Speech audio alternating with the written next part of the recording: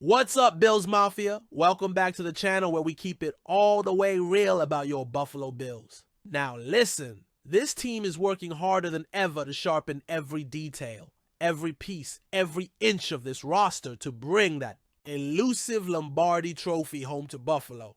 The front office is locked in, the coaches are grinding, and Josh Allen, man's on a mission. So if you're hyped for what 2025 has in store, smash that like button, drop a comment, and make sure you subscribe so you don't miss a beat this season. All right, let's dive into this latest headline that's got everyone talking. From Orchard Park to every corner of Bills Mafia Nation, the 2025 season is shaping up to be massive. And we've got projected win totals, James Cook contract drama, a loaded defense, and a schedule that, on paper, gives the Bills every chance to go all the way. So here's the deal. After locking up 5 straight AFC East titles and riding one of the strongest second-half surges in recent memory, your Buffalo Bills are heading into 2025 with momentum and expectations. According to BetMGM, the Bills' projected win total is 11.5, and you know what? That feels conservative. ESPN BET went a step further. They've got the Bills favored in all 17 games. Yeah, you heard that right. Favored in every single matchup.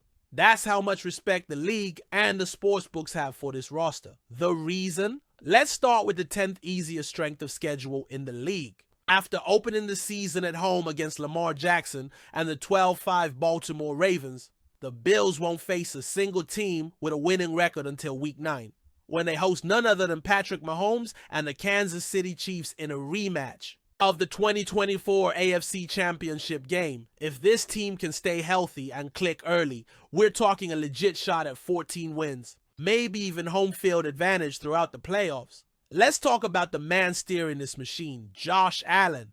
Coming off an MVP campaign where he posted a career-best 77.3 QBR, 3,731 yards, 28 passing TDs, and a whopping 13 team wins.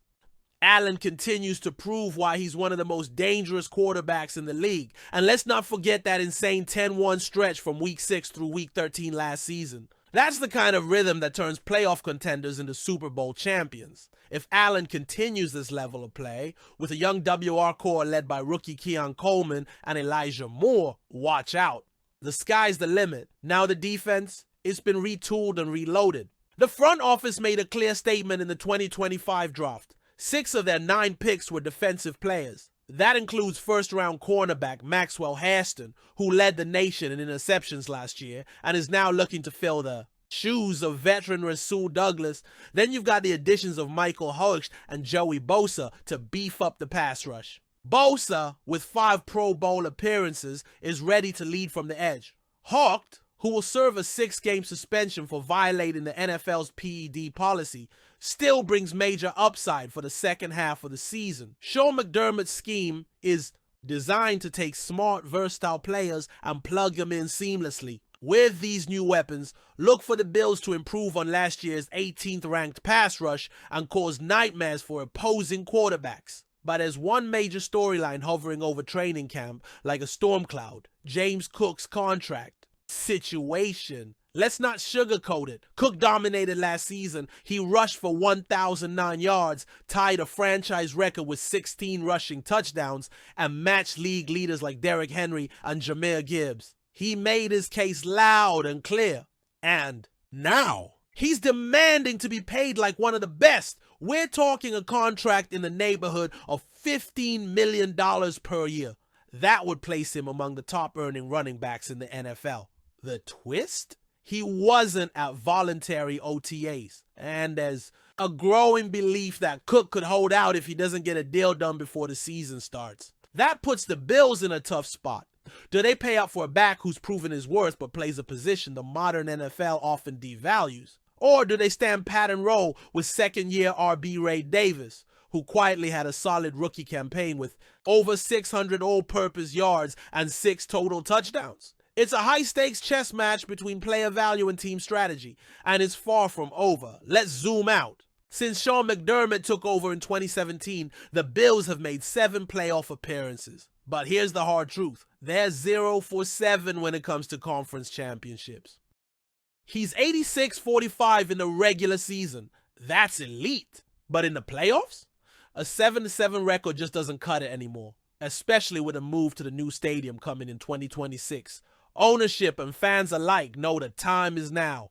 This season feels like the line in the sand. A Super Bowl appearance might be the only thing that keeps the coaching staff intact beyond 2025. So, where do we stand? This roster is deep. The coaching staff is experienced. The schedule is favorable. And you've got an MVP quarterback in his prime with unfinished business. Add in a defense full of young talent and a potential game changer in Keon Coleman, and the ingredients are all there, but it comes down to execution. Winning the games you're supposed to win, getting past the Chiefs in the playoffs, and solving the James Cook situation before it becomes a distraction. Predicted record? We're calling it 14-3 AFC Championship appearance and maybe, just maybe, a ticket to Super Bowl LX. And let's rewind for a moment. Matt Milano, a fifth-round pick out of Boston College back in 2017, has been the heart and soul of our defense for years. He's gritty, he's instinctive, and when he's healthy, he's one of the top linebackers in the entire NFL, not just in Buffalo. In the league, just look at his 2022 campaign. Milano put together one of the most dominant seasons we've ever seen from a linebacker in Bills history. Tackles 12 tackles for loss, 11 pass deflections, 7. QB hits 3, picks 2, fumble recoveries, 1.5 sacks.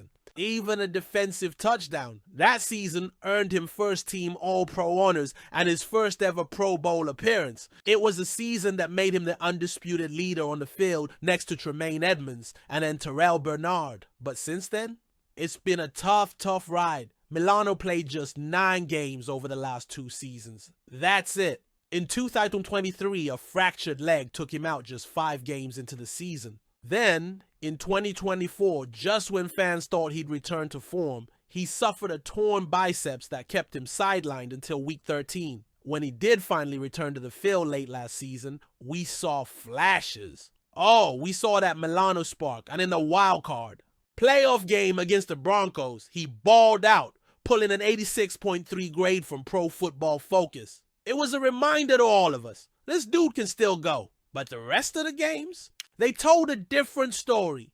According to PFF's Zoltan Budai, Milano had a grade below 45.0 in 3 of his 7 appearances last year, including a rough outing in the AFC Championship game against the Chiefs. That game stung, not just for the loss, but because we didn't see our usual Matt Milano out there. It's not easy coming back from serious injuries, especially at 30 years old, in a league that's only getting faster and younger every year. So why are we talking about this now? Because this year, 2025, is the bounce back opportunity Matt Milano has been waiting for. The team still believes in him. He's still listed as a starter next to Terrell Bernard.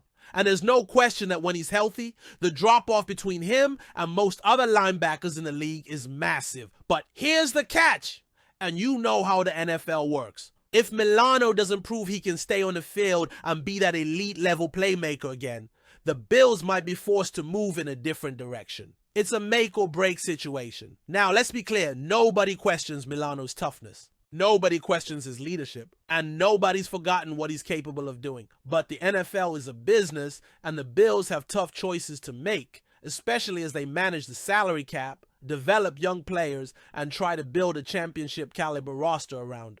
Josh Allen, if Milano bounces back and plays anything like he did in 2022, we're talking about a legit comeback story. Maybe even a shot at comeback player of the year. If he doesn't, well, the front office might be looking at extending younger players and planning for the future at linebacker. The good news is the opportunity is right there for the taking. This is a veteran team. The defense is reloaded with guys like Joey, Bosa on the edge, and rookie Maxwell Hairston in the secondary.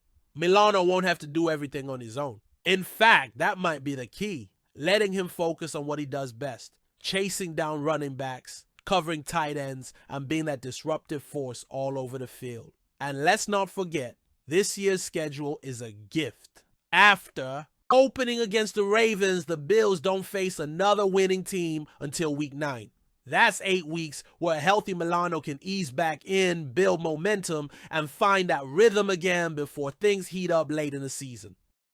Plus, this coaching staff knows how to put players in the best position to succeed. Head coach Sean McDermott and defensive coordinator Bobby Babich are going to be leaning on Milano, especially early in the year, to anchor the linebacker room and mentor guys like Bernard and the young depth behind him. And let's talk real quick about the contract situation. Milano is still under contract, but if he proves this year that he's still got that Pro Bowl level juice, the Bills could look to reward him with an extension to keep that veteran leadership in the locker room. At the same time, if the injuries pile up again or if his performance dips, Buffalo might look to restructure or move on in 2026. It's not just about playing well, it's about proving durability. Because as we've seen across the league, even elite defenders can find themselves on the bubble when injuries become a trend. All right, Mafia, we want to hear from you.